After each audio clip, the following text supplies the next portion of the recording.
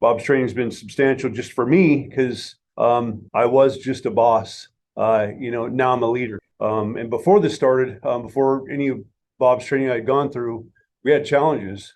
But with Bob's training, we got motivation, got a sense of urgency. And again, like I said, leaders don't just tell others what, when, and where to do it. That's a boss. Leader reinforces the mission, provides support, especially during the tough times. They were violating permits, things like that. People were at each other's throats, and the leadership of Client A just didn't know what to do. I don't know what Bob's going to do, but I want to see this thing work. And then when I saw when he shared the results of it, I was blown away by it. And that is what Bob Donaldson does the best. He improves the perspective of value to people. The first thing you are facing is an uphill climb. You need help. You cannot do this alone. The first person I thought about was Bob, who basically lives and breathes a philosophy that I like. Bob's points were spot on. The philosophy that I like to coach and preach. I can't be everywhere at once. Bob, his training met those expectations, and that coaching was strong as I needed in those areas. And like Bob said, it's the science behind it. There's actual science behind this. This is not just a bunch of flighty ideas. This is actual application of science to techniques mixed in with fundamental good principles of a leader. Real steps, real tangible actions that you can not only practice, but you can perfect. Drills down deeper than a lot of my management classes in MBA school did. Step by step, gives you techniques. They're tangible. They're real things that people can do and not just kind of blow off and say, well, that'd be great, but that's in a perfect world. No, it's structured around the real world. And I think that's kind of the overlying techniques. It's an instruction manual that if you follow those techniques, you're guaranteed to be successful. It's extremely powerful. Good stuff. Watching Bob implement smaller group teams, being able to have a focus on this is what our agenda is, this is what our mission is, this is the culture we want. Speaking as a representative, always demonstrating to his team about how to come together, how to create structure and processes to where people are empowered.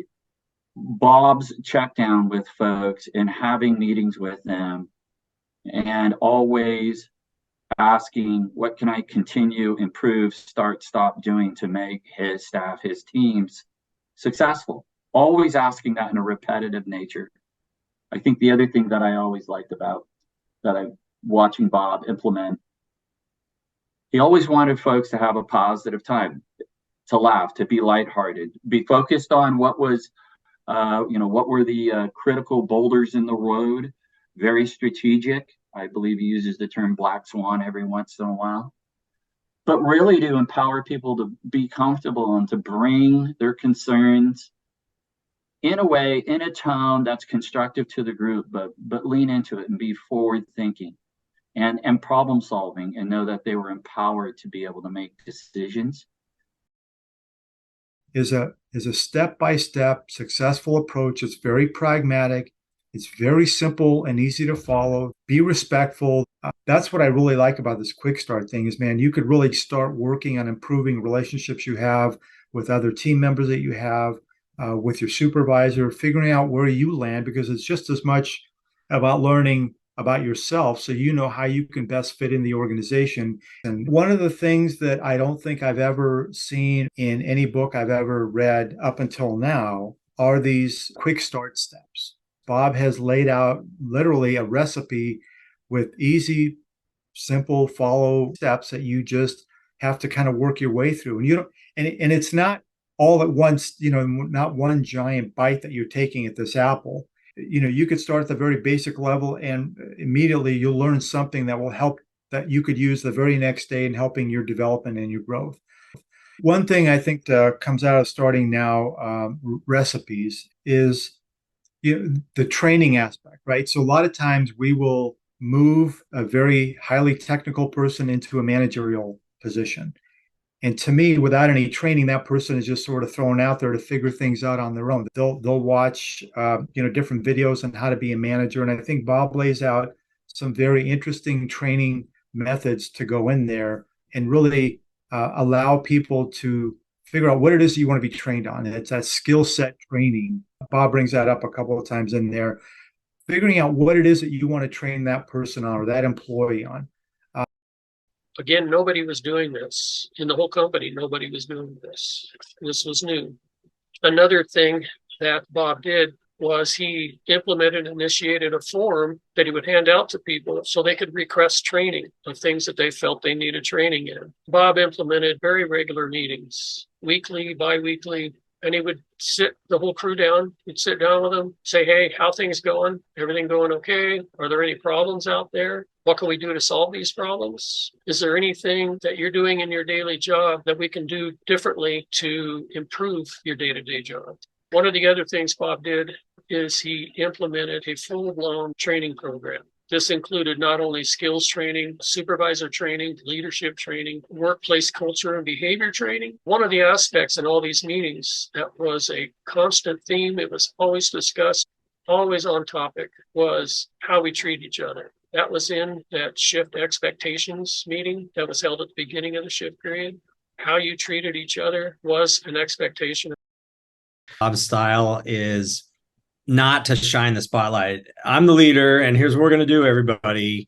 It's very subtle. It's organic. It's friendly. And I keep saying, roll up your sleeves and get in the trenches with everybody and work through the problems and the issues together. I found that Bob's style is very collaborative just by nature, and that makes the team feel cohesive and feel like they're heard and feel like they're going in the same direction.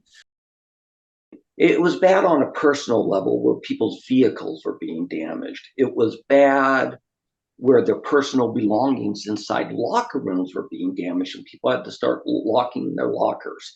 Things don't heal by themselves. They don't get better. And if you just let them cook, they're going to boil over. And eventually that's what happened. I mean, people started leaving. The good people we had, we couldn't keep. And I know I've already said it, but I just didn't want to go into work any longer. It got to the point where I was looking for work elsewhere, and I know other people were as well. Bob was the first one to open communications with them. And all of a sudden, production just started taking off. And it was more than that. When Mr. Donaldson came in, people could come to work expecting to have a day just to deal with the problems of the workplace, not the drama taking place in somebody else's lives. And that came through accountability. And accountability was the beginning of trust. During that time, I became an expert at fixing departments. I took much of what I learned from Bob and the years we spent together. Matter of fact, that was the foundation for everything that I did.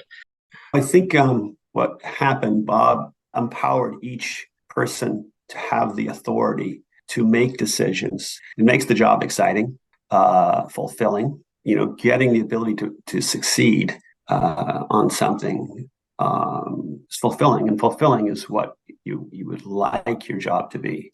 Being fulfilled is a pretty important aspect of life.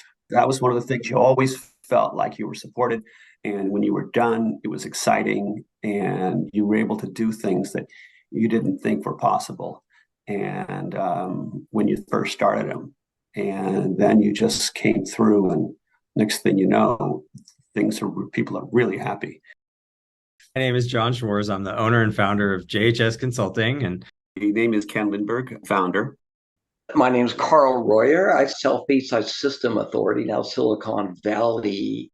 John Mahoney. I'm a principal with Tanner Pacific. I'm Jeff Garson. My last position was operations director. EJ Shalvey, senior advisor for DNS Strategic Partners, LLC. David Hall, the position that I held was the operations director.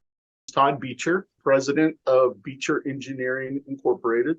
My name is Gerald Fedgerang, currently client director for Kennedy James Consulting Firm. My name is Sean Quinlan. I'm the mechanical superintendent for Dublin One Services District.